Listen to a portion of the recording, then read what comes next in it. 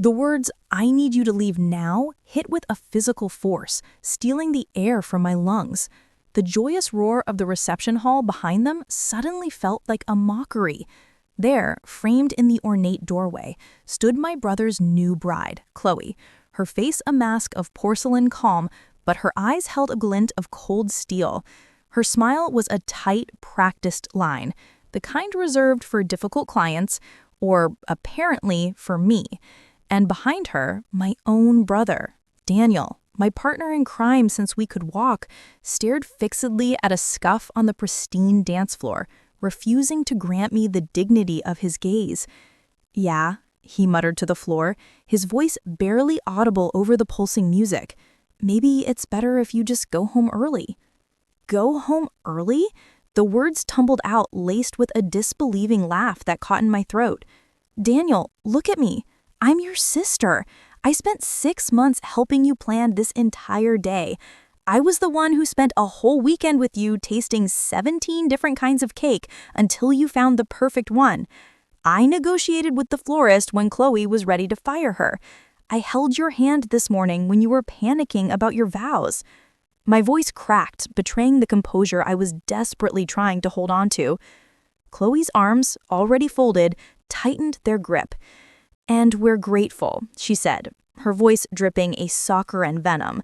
"But let's be very clear. This is our day, not yours, and you've made things tense all day. Security will escort you out if needed." She delivered the threat with the calm finality of a judge passing a sentence.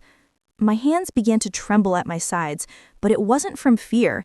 It was a raw, burning humiliation, heating my skin from the inside out. They actually meant it. This wasn't a twisted joke. They were staging a coup at the castle gates, and I was the one being exiled. I looked past Chloe, my eyes pleading with the boy who used to build pillow forts with me. "You're kicking me out of your wedding?" I asked, my voice so quiet it was almost swallowed by the celebration behind them. "It's for the best," Chloe interjected, not letting him speak. "You've been negative all day, criticizing the champagne, making comments about the seating chart. You couldn't just be happy for us." The accusations were like arrows, each one a distortion of the truth. I'd mentioned the champagne was warm, a simple observation. I'd questioned why our elderly Aunt Marie was seated next to the deafening speakers.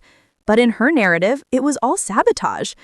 Finally, Daniel lifted his head. His eyes, the same shade of hazel as mine, met mine for a fleeting, agonizing second.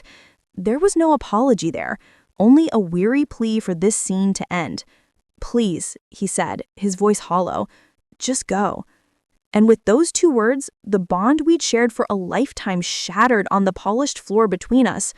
I turned, the vibrant music fading into a dull throb, a soundtrack to my very public, very personal dissolution. They didn't know that every vendor, the florist, the caterer, the band, the photographer, had one thing in common: my name on their contracts. Not Daniel's, not Chloe's, mine. Emma Carter, the dependable one. Hi. I'm Emma. I'm 30 years old, and for most of my life, I've been the family's anchor. The problem with being an anchor is that you're only noticed when you fail to hold the ship steady. Otherwise, you're just a heavy, forgotten piece of metal at the bottom of the sea. A tool, a wallet, a resource to be utilized, not a person to be cherished. For years, my family treated me that way. A desperate text, "Need tuition money this semester," would arrive without a hello. A tearful call, "My rent is overdue," would end without a thank you. A last-minute demand, "It's Mom's birthday tomorrow, you'll handle the gift and reservations, right?" was just assumed. I thought love was a currency measured in giving. I didn't realize it was a two-way street that required respect, a currency my family had declared bankruptcy on long ago. 6 months before this disaster, Daniel called me, his voice brimming with a boyish excitement I hadn't heard in years. "Em, I did it. I proposed to Chloe. She said yes." My heart swelled for him. "Daniel, that's amazing. I'm so happy for you. I'd always wanted him to find real joy." Then came the pivot, the subtle shift in tone I'd come to recognize. "So we wanted to ask you something," he said, his voice dipping into a carefully casual register. "You're more established, better off financially. Could you maybe help us with the wedding budget, just to get us started?" A familiar weight settled in my stomach. "What kind of help are we talking about, Daniel?" "Well," he began, and I could picture him running a hand through his hair, the way he always did when nervous. "Chloe's parents can't really afford much, and Mom and Dad are still tight from helping me through college. We were hoping maybe you could cover the big stuff? The venue, the catering, maybe the band? We want it to be perfect." I closed my eyes, leaning back against my kitchen counter. The silence on the line stretched. "Daniel, that's a lot. That's tens of thousands of dollars." I know," he rushed to say, his voice softening with a practiced plea. "But it's just temporary, a loan. We'll pay you back one day, I swear, every penny." It was the same promise he'd made about the loan for his first car and the one for his failed startup. The one day that never, ever came. I did the math later, the numbers cold and stark on the spreadsheet. $42,000. That was half my savings, the careful nest egg I'd built through late nights and sacrificed weekends. But he was my brother, my only sibling, the boy who shared a bedroom wall with me and whispered secrets through the dark. I silenced the screaming voice of reason and transferred the first deposit the next day. When Chloe called to thank me, her voice was syrupy sweet, yet it left a bitter aftertaste. "Emma, you're such a blessing. I mean, you don't have a husband or kids of your own to worry about, so it's nice that you can pour your energy into family, right?" Something in my chest twisted, a sharp, familiar pain, but I forced a light laugh, the sound tinny even to my own ears. Right. Over the next few months, I wasn't just helping, I was the silent, unpaid project manager. Vendor meetings, color palettes, food tastings, intricate schedules. Chloe delegated all of it to me with a breezy, "You're just so much more organized, Emma." Whenever I genuinely asked for her opinion on napkin folds or entree choices, she'd wave a dismissive hand. "You have better taste anyway. I trust you completely." It wasn't trust. It was a dismissal, a way to absolve herself of the work while retaining all the credit. But the veneer cracked completely at the engagement dinner. Under the soft glow of bistro lights, Chloe stood, glass of champagne held aloft, and addressed a room. "We're so thankful to my future sister-in-law, Emma. She's been absolutely amazing, handling all the little details because, well, let's be honest, she doesn't really have much else going on in her life." The room erupted in polite, complicit laughter.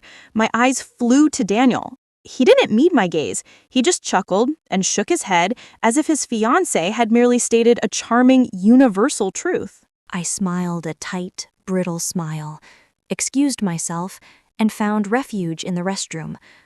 Locked in a stall, I didn't cry out of hurt from the insult. I'd grown a callous against those.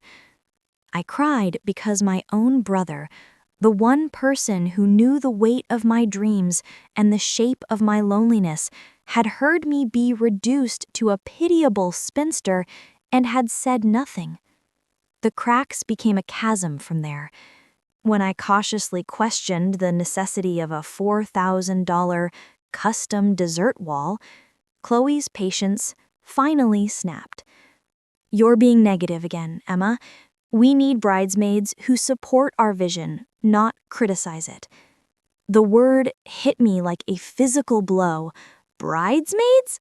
I blinked, the gilded reception hall swimming before me. "You're kicking me out of the wedding party?" Chloe's expression was one of cool, final pity. "Let's just say it'll be less stressful for everyone if you attend as a guest." And just like that, with a single sentence, I was demoted from architect to spectator of the very event I had built from the ground up. The silence in my car was a sanctuary. I didn't drive away immediately.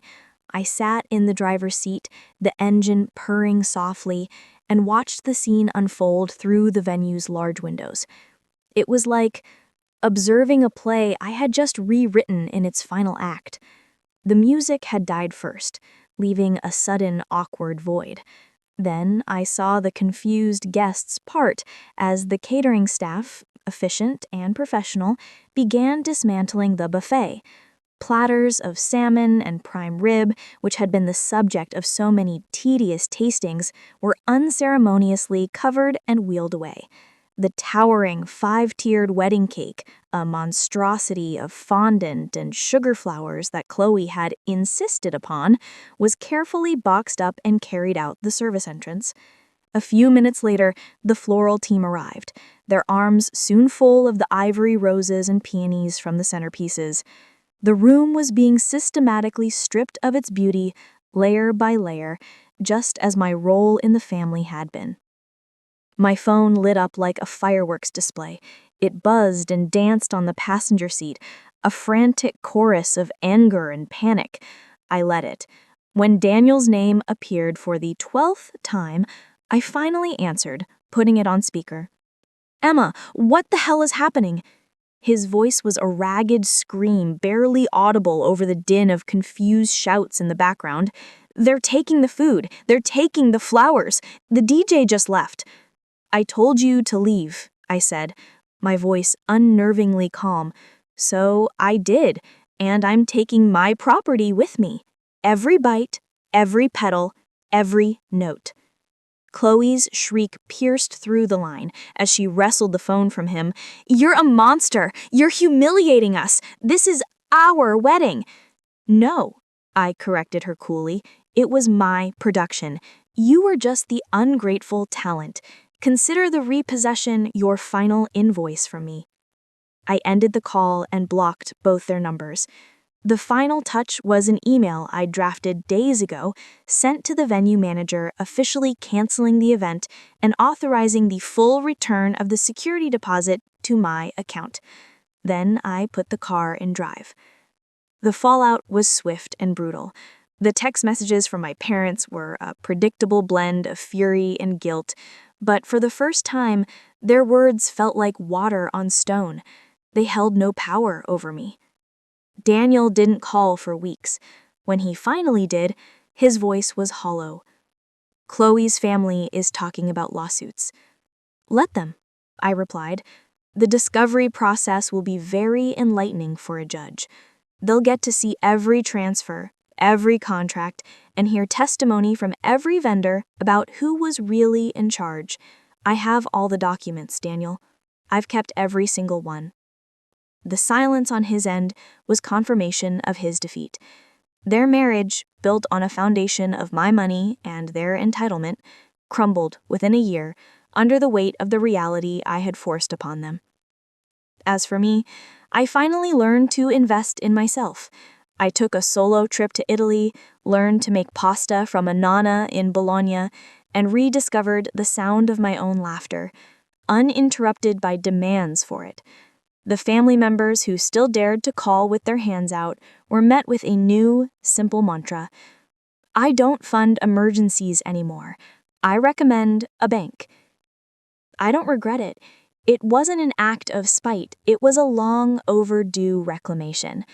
People who see you as a resource should never be shocked when you finally revoke their access.